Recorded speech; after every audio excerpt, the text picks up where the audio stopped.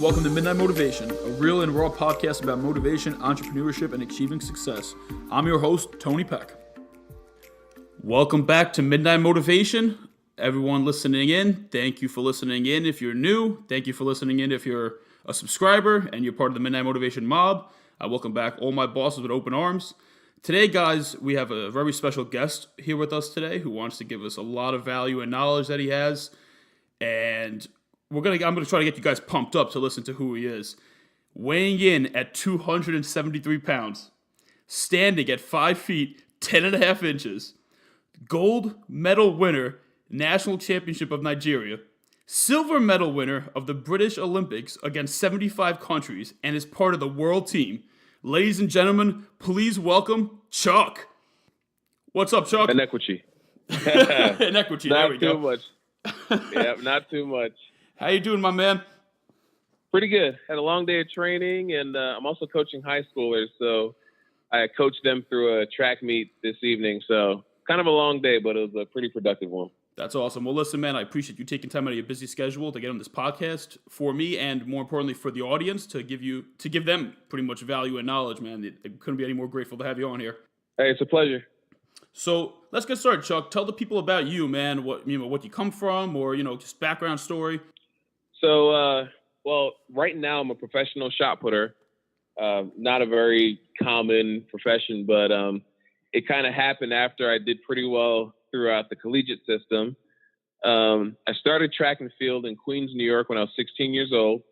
And I wanted to be a shot putter. At the time I was gliding, and that's the technique where you hop backwards and turn 180 degrees with the 12-pound shot. So started that sophomore year, went through junior year without any real coaching. And my senior year, one of the track and field officials, Jean-Joseph Roman, decided to give me some help. And he figured at 5'10", like 220, I'd be too small to throw the shot put. So he taught me the weight throw, which is a 25-pound in high school implement, and you throw it with 2, 3, or 4 turns for distance. So he taught me that for the outdoor counterpart, the hammer, and he thought that I'd be a hammer thrower when I went to college. Well, fast forward, competed that senior year, and I was throwing 60 feet in the shot, threw 75 feet in the weight. Hate to cut you off, Chuk, but how heavy is the shot put for people that don't know? So in high school, it's 12 pounds. In college and the professional leagues, it's 16 pounds. And you threw the fucking ball 60 feet far. Well, I've thrown it 69 feet 7. I'm chasing 70 feet now as a pro. So just imagine a bowling ball, and literally a bowling ball, you throw that for distance. That's what I do for a living now. But much more condensed, too. It's not even that big. Right. So it's a lot of torque on the fingertips and the knuckles. But so I get to college as a freshman, and my coach decides he wants me to throw the weight, shot put, and the hammer. So quickly I had to learn the spin that first year, so I redshirted. A lot of people don't like redshirting because it's boring. You don't really get to compete with the team and stuff.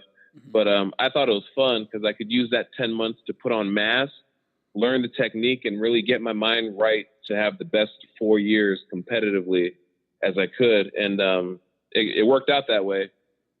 So in college, I threw the hammer 238 feet, and that's a 16-pound ball on a 4-foot wire. It's the outdoor event. I threw the weight 80 feet. That's 35 pounds up from the 25 in high school. And I threw the 16-pound ball 66 feet, 10 inches. And right after I graduated, I threw 67 feet, 1 inch, and missed the Olympics by 1.5 inches. Missed the Olympics by 1.5 inches. Yeah. Unbelievable. So that was a little bit of a heartbreaker. But I'm sure it pushed you to do more. Oh, yeah, definitely. Motivated me a whole ton. And here I am, getting invited to meets all over the world and basically living out my dream. So can't complain. That's awesome, man. Number one, congrats. That's awesome. You're killing it, literally. But appreciate it. Hey, listen, guys, for all you guys that don't know, how impressive his numbers are, definitely look into those numbers. They're absolutely fucking fantastic. The numbers that he's throwing. This guy, Chuk is a big son of a bitch, not for nothing. Like I said, he's 273 fucking pounds. He lifts fucking 500 pounds, squats like 600-700 pounds. He's a fucking monster. But what it comes down to, and this is the reason I wanted you on the podcast here, Chuck, all these numbers, how far you could throw these fucking heavy balls, how much you could bench, how much you could squat, it all comes from what you do days, weeks, months before you literally get onto the stage to perform. And Absolutely. I want you to talk more about that part to the audience, about, how much it goes in. Because when you're actually doing a meet, you're only throwing 3 times, right? Yeah, you throw 3 times in the prelims, and then you get 3 more attempts in the final if you make the final. And some of these professional meets, it's pretty hard to make the final. So you have to be zoned in, physically ready, mentally ready. So talk about that, man. What does it take you to get zoned in to compete on these types of levels, man? Like, how much practice is going into this? I'm sure you're throwing the ball hundreds and hundreds of times before even getting on the stage for 3 attempts. Yeah, absolutely. Well, every championship takes obviously months, and the weeks prior are very important. But, for any given meet, I would say it takes at least 3 weeks of super solid technical and mental preparation, to get ready and take those 3 attempts you basically earn a place in the final. And for me to get zoned in, it's just a matter of trusting my training. And the more calm I can be and confident in my shape at that point, the better I usually perform. And even though it's a violent event, it's a strength event, I don't really get much out of being like angry and aggressive. The more calm I am, the better I am, because I get to be more elastic and explosive. That's interesting. So like you said, though, you perform best when you're most confident. How do you build yourself up to this high confident point that you're able to perform at your highest point? Well, part of it is because you're spinning around in that 7-foot ring, and if you step over, it's a foul. One thing I did to instill that confidence is save at least 90% of my throws in training. So when I say save, I mean, like, don't step over and get that extra foot or 2 feet, because at the end of the day, you're really lying to yourself. Mm-hmm. Even though there's a place to, lazily foul to save energy, but you don't want to like blow past the toe board and call that a personal best or anything like that. You want to basically practice as close to the competition form as you can, so that competition is just basically a shortened form of practice, if that makes sense. Yep. So it doesn't matter Monday, Tuesday, Wednesday. Those are basically competition days. I'm just focusing on technique more so than, all out effort on all the attempts. And also another thing that helps me with that confidence piece, because I'm one of the smaller professional shot putters, is, trying to be a monster in the weight room, heavy weights to the point where, I'm not killing myself or depleting my nervous system, but I do want to be as strong as possible basically around the year. And even when we taper, I'm still pushing some heavy weights, but I'm doing it faster and being more explosive. So if I feel strong at the meet, I perform as if I'm strong. So it's that mind-body link that has to be, spot on when I'm competing. Yeah, so let's talk about that a little bit more, because a lot of the stuff you do is extremely physical, but I'm sure you can attest to it, that I think the mind part about it is actually the stronger part, the harder part to get through. It's more about mind over matter, especially in the weight room. And I'm sure same thing when you're competing and throwing. It's all about, being in the right state, being that you can do it. You're competing against top athletes in the world. Like, how do you go against them mentally? Let alone, like I said, you're comfortable being physical. You're gifted. You're extremely strong. You work on that. But how the fuck do you get yourself in that mindset that I'm going against the best in the world? How am I going to beat them? Well, that's a really good question. My first year pro was last year, and I found myself, I freeze up a little bit. I do things that I wasn't doing in training, or, I'm getting out of technique. I'm rushing things. My timing is off, and I'm basically in awe of my fellow competitors. But this past year, I've kind of looked at them, and even I had a rough time indoors, but now I look at the guys I'm going against as my peers, and not so much, people that I watch on YouTube or that I try to learn from. So before the track meet, I do ask questions and get to know them and stuff. And after the track meet, it's the same thing. Like, the respect doesn't go anywhere. But in competition, those 3 or 6 throws, I'm even with everybody. It doesn't matter what their personal best is. Doesn't matter where they're from, where the preparation is. I always put my mind in the state that anything's possible. So I have a puncher's chance of doing anything. I can throw a personal best, or they can have a bad day, maybe both, or, just anything can happen. If I execute, I'll have a good track meet. Is that because now you're on the same stage as them, so you're seeing that you're equal? Yeah, it's one of those things where you have to tell yourself, you tell yourself that you belong and prove it to yourself that you belong. And when you do it enough times, then, it becomes just another competition. And some of these big names, honestly, I have looked at some of the guys I'm throwing against now to learn. There's some veterans that are still on the circuit. And, I watched them when I was in high school, watched them through college, and even, sent them some messages, asking questions. So, you have to convince yourself that you're them now. With the stats may say that or may not say that, but when you're in that situation, you have to compete as if you are one of them. And, the results take care of themselves. Now, before you got to that professional level, when you competed, was your mindset that you will become one of those, or that you already are one of those and you just haven't gotten to that stage yet? I think it was actually a little different. So when I was a freshman, I was kind of behind the curve in that, my body hadn't filled out and I was already undersized, but I learned how to produce power, as the years went by. And I always thought I'd have a shot at being a professional hammer thrower. The weight throw, unfortunately, is not really an international event. And the shot put, I did that just to, score points for Purdue's track team. But it came 2015, and I figured I'd put so much time in the hammer and the weight, and they went pretty nicely, but I was exactly 1 meter short of the Olympic standard in the shot put. So I took that 1 year to give attention to the shot put, which was kind of like the redheaded stepchild. And all of a sudden, as a senior, I'm throwing 20 meters mid. So, that was 2016. So, the game plan changed just like that. I'm like, okay, well, I have a shot at making the Olympic team. Let's go for it. And they wanted 2050 for the games. I threw 2045. So it's bittersweet in that I knew that, I had what it took to compete at that next level. Unfortunately, I didn't hit the standard, but I knew that, if I wanted to devote my life to this for the next few years, that it wouldn't be a waste of time. So, and, the past couple seasons have proven that. I think what you just said just offers a lot of practical advice to people, that even if you're not where you want to be yet, you need to know and understand that you can get there. And you can apply that to any point in your life. If you're an employee, or if you're an entrepreneur, or if, you're anything pretty much, that whoever you look at as your idols, they're no different than you at the end of the day. They just put in the time and the work and the effort, and they might have a few years on you, but they're no different than you. So you can't be discouraged by, oh my God, these people are leaps and bounds past me. You don't know what they did before leading up to that. And then once you do get to that stage like you are, you're understanding that we're on the same fucking level. That's that's it now. Now you're on the same level. Now it's time to shine.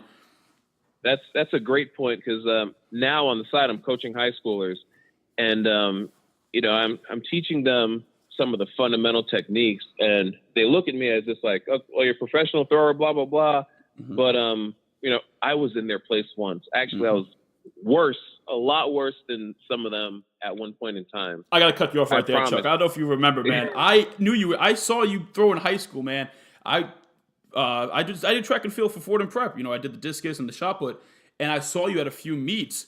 And when me and my friend was one of the top in the country for javelin at the time.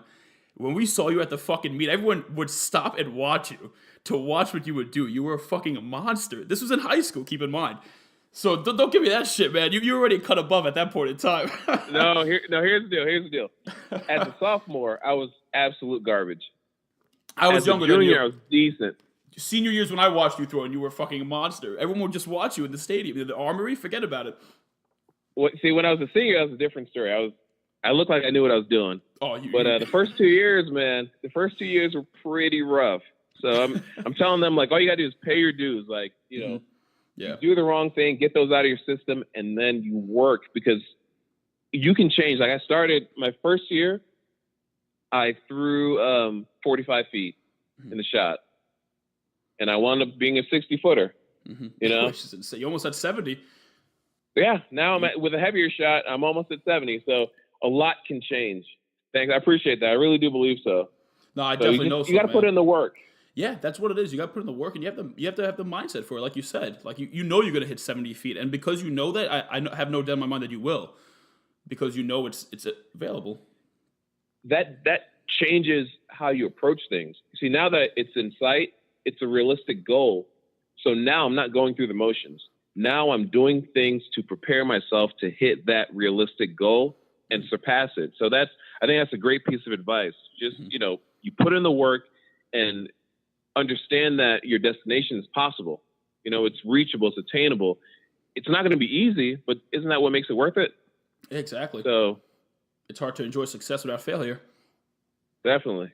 So now when you set goals, like your goal is to hit 70 feet, do you set your goal to be 75 feet and then you hope that because your goal is so high that you actually fall upon what you're looking to achieve? Well, so for me, it helps that international track and field uses meters and America uses, feet and inches, right? So I'm training in America. So 70 feet is always that gold standard. On the international track and field scene, 21 meters is that standard to where, you're an A-level competitor. And 22 meters, which is about 72 feet low, is that next level where you're winning championships. So I had both 70 feet and 22 meters as my goal. So obviously 70 feet comes first, and I feel like I'll blow past that and be maybe 71 feet thereabout and still be chasing that 22 meter mark. So I always set something. For example, when I was throwing the weight, the collegiate record was 83 feet, and I was at 70 feet high. So my first goal was 80 feet, and then once I passed that, the next goal was a collegiate record. So I always set two goals: one that's pretty close by, and then the next notch up. So I'm always looking to the future, but I don't want to leapfrog that intermediate goal. You know what I mean? So it always goes in steps. That's fantastic advice I think you gave. I actually just made an Instagram post about that today, about how to persistently persevere through each day while planning for the future. And you literally just summed that up in a real life example of what got you to success. So I fucking love that. Okay. I think that's absolutely great. Yeah. Tying everything together, man. Good mind. Exactly. So, Mike, I got a great question here for you. You won the silver medal recently. Firstly, congrats, at the Commonwealth Games, which is like pretty much, guys, if you don't know, it's like the British Olympics. He competed against 75 different countries. Okay, 75 different countries. That's insane, Chuk, man. And you came in second fucking place. But I want to know, when you won second place, how did it feel? Were you pissed that you didn't win first, or did you get a second of happiness that you actually came second place against 75 different countries? So there's two parts to it. One, you always, if you compete, you're competing for the gold.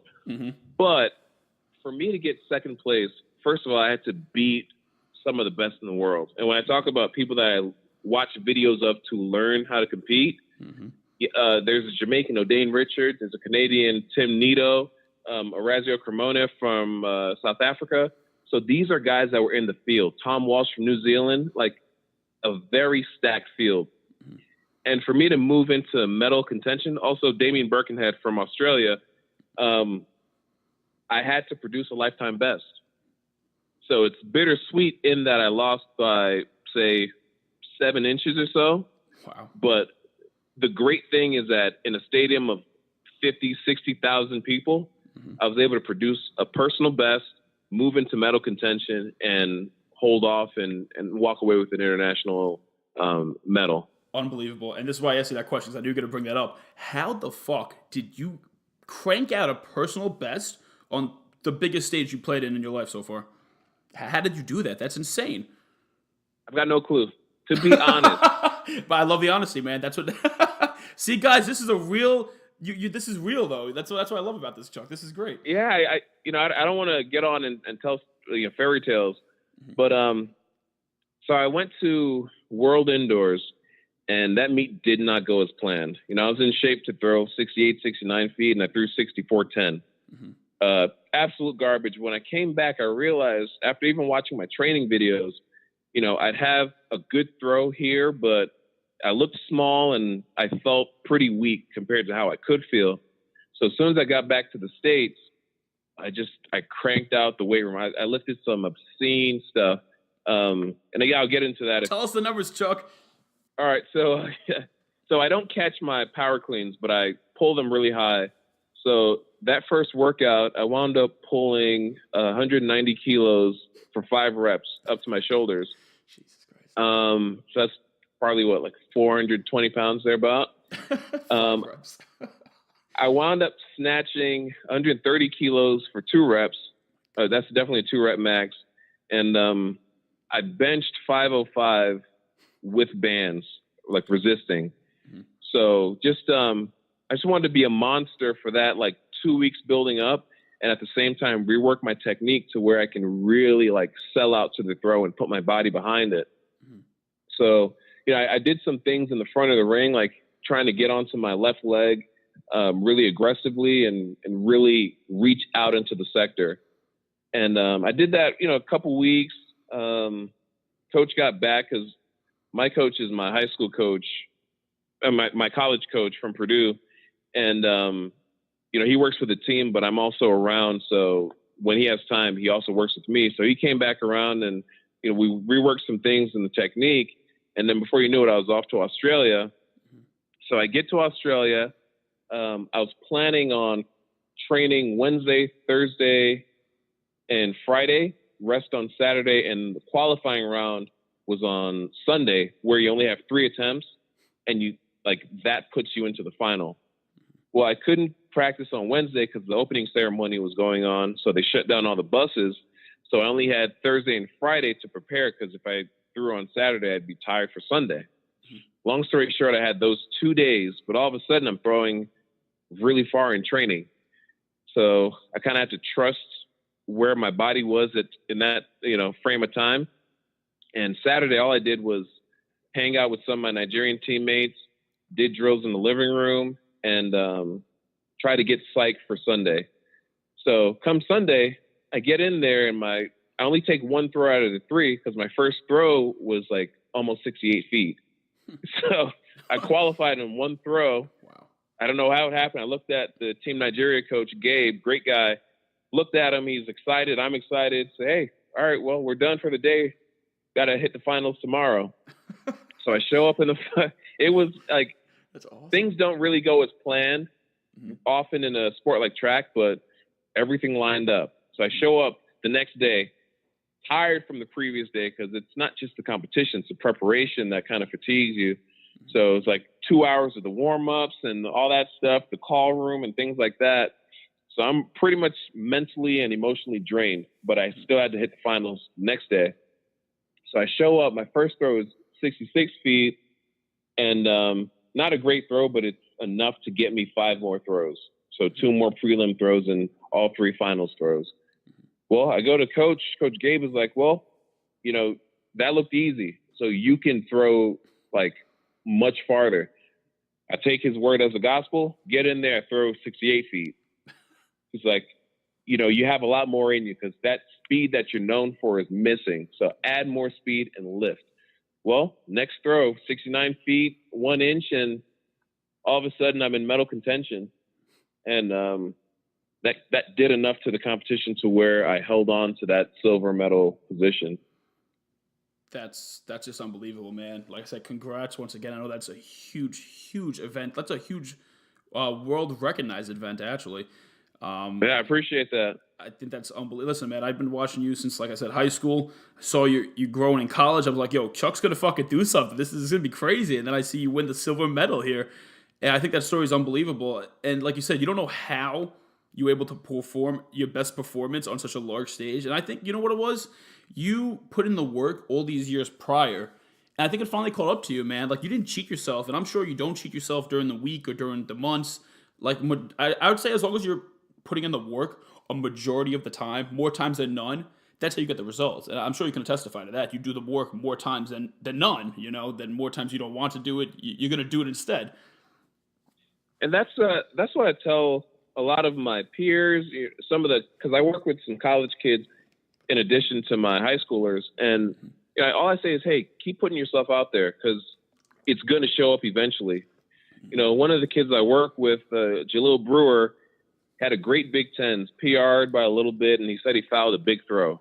Mm-hmm. Well, I said, congrats, and let's get back to work. Keep doing good work, and it's going to show up. So it's the same idea to where, you fill up that well, and you never know when it's going to all pour out, and you'll see the results of all the work you put in. Mm-hmm. And when it happens, you're not going to know what happened. But as long as you keep, every day, you just add a little bit more water to that well, keep adding, and then it overflows. Then you have a performance that you're like, wow, I didn't expect that, or it's a huge surprise. And more times than not, it happens when you need it to. Mm-hmm.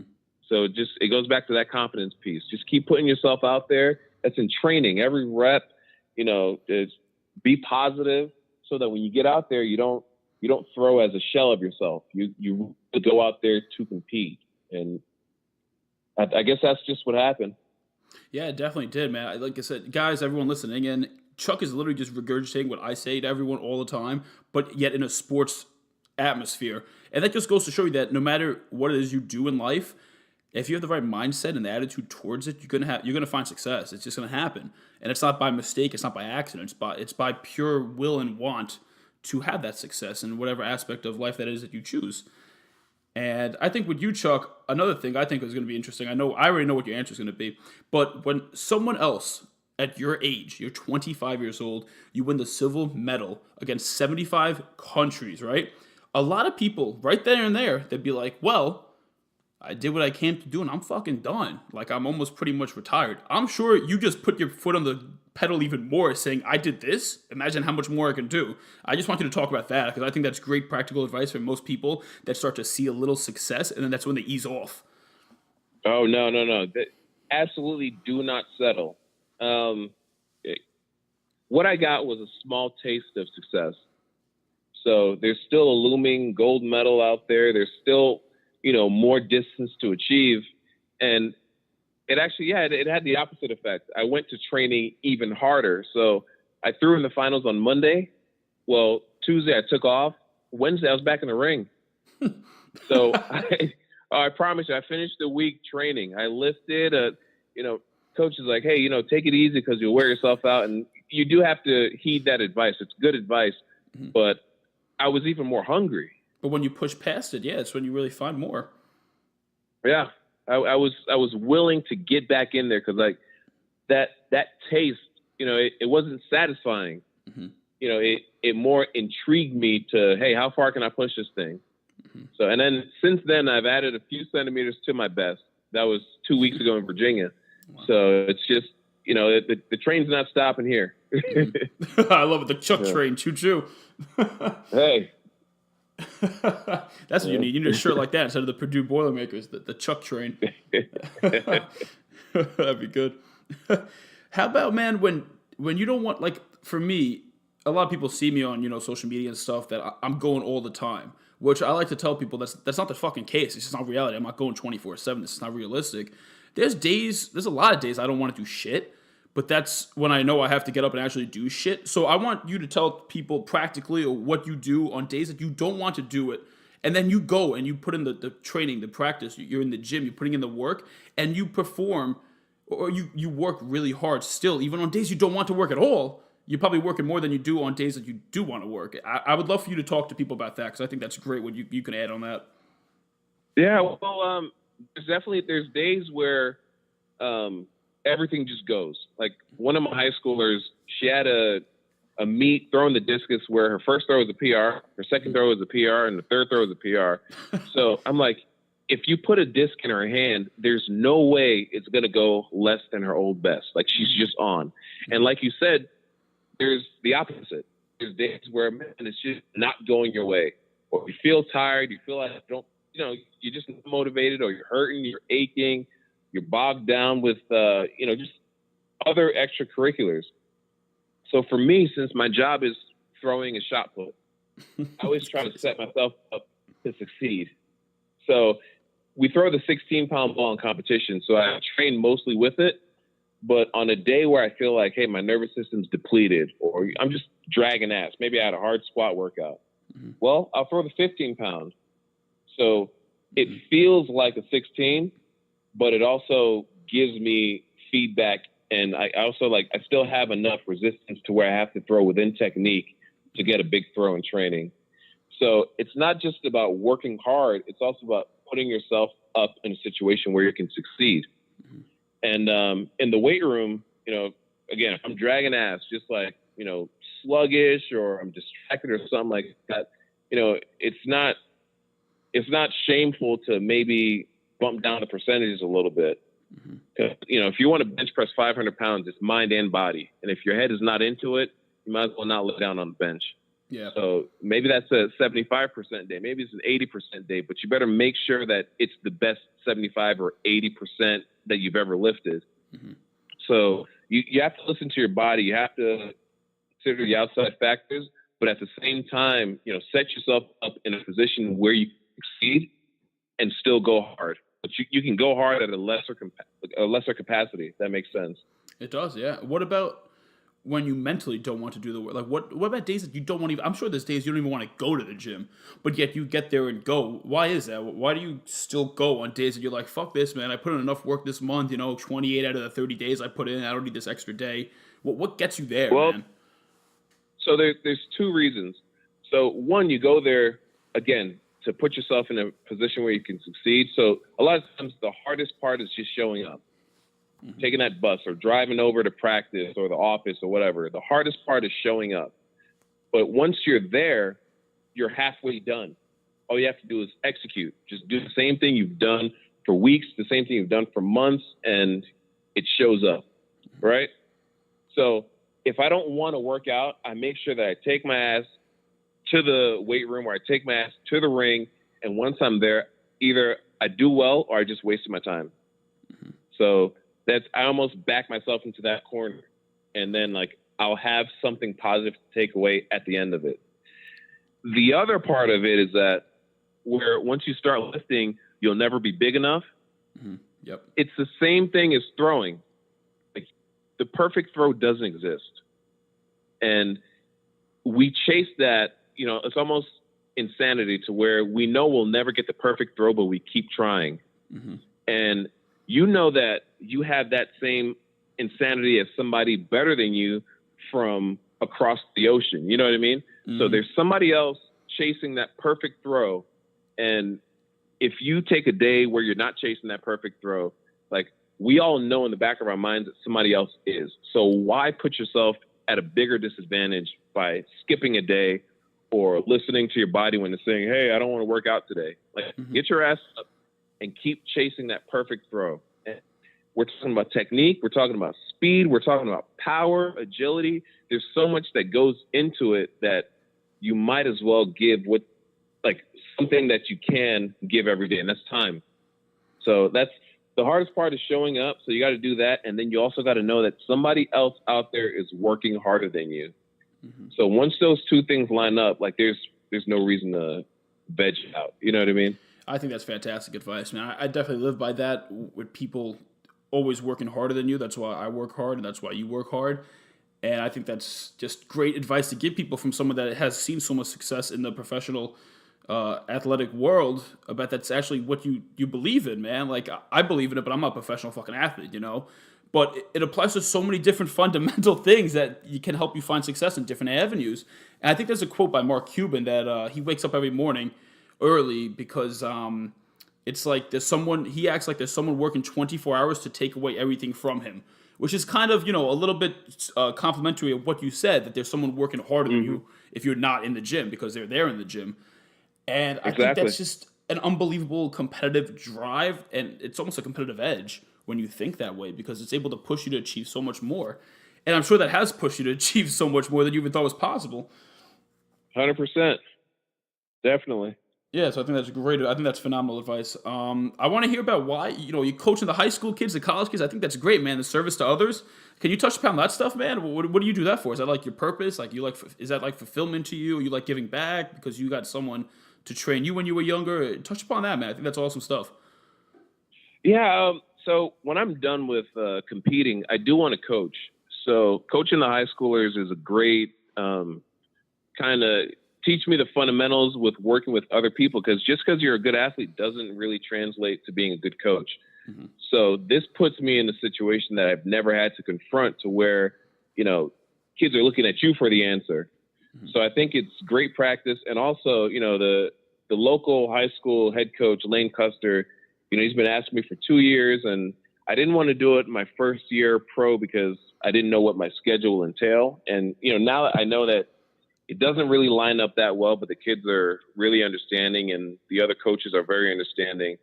So I think it's just great practice to what I want to do in the future. And it's also like helping me out to remind me of the fundamentals and, basically confront problems that I don't necessarily always think about. And in terms of helping the college athletes, I'm still on campus.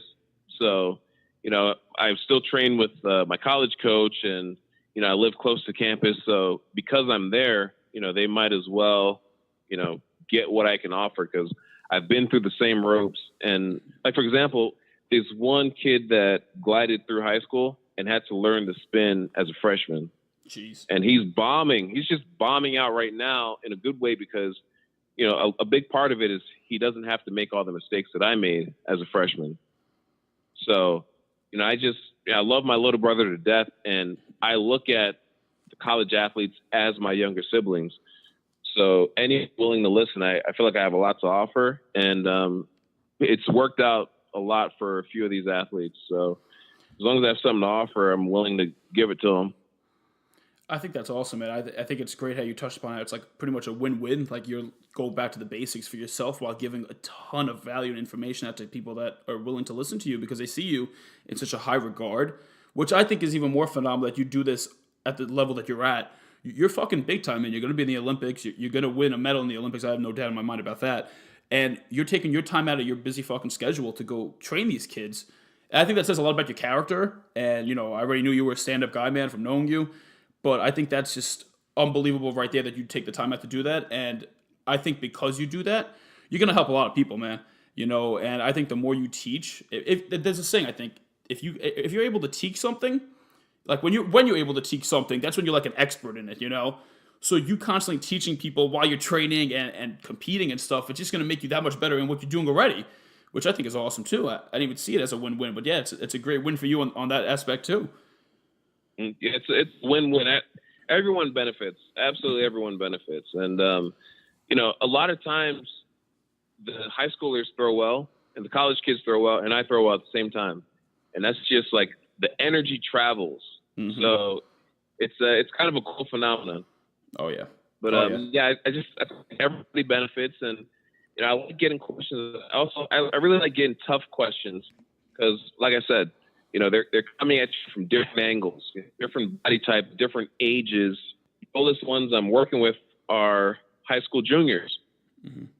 So, that's different from a 20-year-old college sophomore. You know what I mean? Yeah, bodies aren't even developed at some points, yeah. Right, and that's way different than the guys I compete with. 30-year-olds, they're about, and, those, I'm getting from different angles, and I have to basically form complete thoughts. But, so I went to a coach's clinic this past fall, and the guy giving the seminar was Ryan Whiting, one of the best shot putters of all time. His personal best is 22 meters, 28. Has the farthest throw in college indoors. So, this is a guy who is basically one of my heroes. I looked up to him, but at the same time, he's a peer at this point. Mm-hmm. So it's just, I get to enrich myself through doing, and it's kind of the best of both worlds. I'm a student, yet I'm a teacher. So it's, you being a student makes you the best teacher, I think. So I think that's awesome. Yeah. It's going in the right direction. So can't complain at all. Definitely is, man. I definitely see that it is. I got a question for you. What's more to you? Do you love to win more or do you hate to lose more? Which one is it for you? Like, you can have both. I get everyone has both, but which one is more dominant in your life, what you do? So I think winning is great and losing sucks, but like stepping out of myself and just looking at how I am, like at track meets or in practice, I think I like to win more than I hate to lose. Because I'll get a throw off and I'll do like 2 out of 3 things great and throw my fist to the air or scream out of excitement. That's I'm super happy with what I executed, and I don't focus on what I didn't execute properly. So I have more of a positive mindset than focusing on the negatives. And I'm sure people are motivated both ways, but I lean towards the positive feedback. It's definitely, yeah, no, it's an interesting take, man. Everyone has a different take on it, so it's all about like what you do and how you see things. So it's interesting to hear what you think on that. So what's your goal, man? What's like your next goal within the year, within the next 2 years? What do you got going for us, man? What can we look forward to seeing you do? So the way track and field goes, you throw the distances first, and then you get the big invites. So say I throw 22 meters, then I get a chance to go to all the world challenges or diamond leagues, and obviously the world championships and the Olympics. That's the ultimate goal. And right now, my first goal distance-wise is 70 feet. When I push past that, I want 22 meters, and I want to make the Olympic final and compete for a medal. And there's a lot of track and field in between that. So I want international medals. So the African championships are coming up in August. I want a medal at that. Just world championships are coming up. So getting that first medal at Commonwealth is huge in terms of my confidence, and it sets me up for more opportunities and more success later on. So I want more medals, and I want 70 feet than 22 meters. I love it. So that's what we're going to look out for now. I wanted to get you on this podcast because I saw you just won the Commonwealth Games not too long ago. And I said, you know what? I got to get him on this podcast before he becomes an actual Olympian gold medalist, We got to get you before your prime, man. I want to get everyone to support you. So what I do here is, Chuck, this my podcast, Midnight Motivation, what I call my listeners, the people that subscribe, they're part of the Midnight Motivation mob. And the mob, it stands for made of bosses. And a boss is built on self-sacrifice. Because the whole point of this podcast is to teach everyone how to become a boss in their own life, whether you're a stay-at-home mother, a waiter, an entrepreneur, an athlete, whatever it is. We want you to become a boss in your own life. And I want to welcome you to the Midnight Motivation Mob, firstly. You're obviously a boss. And where can the rest of the mob find you, man? What's your Instagram handle? Where can they follow you and check up on your status and see how fucking huge you are? You definitely got to follow him, guys. He's a fucking monster. You got to see his stuff on Instagram. It's great. It's motivating. Thanks. So my Instagram and Twitter are the same. It's the Chuk Says. So TheChukSays. You can follow me. I'd really appreciate that on both. And yeah, I've got a lot of lifting videos. I got a few throwing videos, and I plan on putting a lot more content up, just my day to day. Because as a shot putter, and this is not just me, this is the guys I throw against, some of my friends, my peers. Obscene shit happens on a daily basis if you're an Olympic athlete. So just there's always something to see. There's always something weird happening. I've got buddies that are 6'4" that and 300 pounds can dunk basketballs. So just for the sake of entertainment, I'm going to put more content out, and I think you guys will enjoy if you give me a follow. That's awesome. Yeah, everyone, please do me the favor and follow him. Like I said, he's coming on here. He's doing this completely free. I'm doing this completely free. We have tons of other shit we can be doing to better ourselves, but we're here giving you guys value and knowledge to help you guys out because that's the goal here. We want to give back. And, I'd appreciate it if you guys give him a follow. You're going to love his content. It's fucking motivating, the shit that he accomplished at such a young age. He's only 25, and he has so much more to accomplish. Get in, follow him now before he becomes a verified account and he's in the Olympics, because at that point in time, guys, if you comment and you DM him, he's not going to answer, but he'll answer now. That's another one of my goals, a little verified stamp. Oh, I'm sure you're going to get there real soon. You're on your way, man. I think so. I think that's awesome. So, guys, listen, like I said, we bring you this stuff 100% free. All you can do, and I ask of you, is subscribe, rate, and review the podcast, and give my man, the Chuk Says, a follow. He's been absolutely fantastic. Chuk, you have an unbelievable radio voice, man. Appreciate that. Real clear and crisp. You had great content you delivered to the audience. I know everyone listening on in got tons of value. And once you become an Olympic winner, man, we got to get you back on here. We'll probably get you on here again sooner than that, but that'll be one of the goals too. Maybe when you break 70 feet and 22 meters, we'll get you back on here to talk about, what led up to that. That'd be great. Hey, sounds awesome. This has been really, really fun. Awesome, Chuk. Super Great to laid have you, back. man. Hey, no problem. Thanks for having me.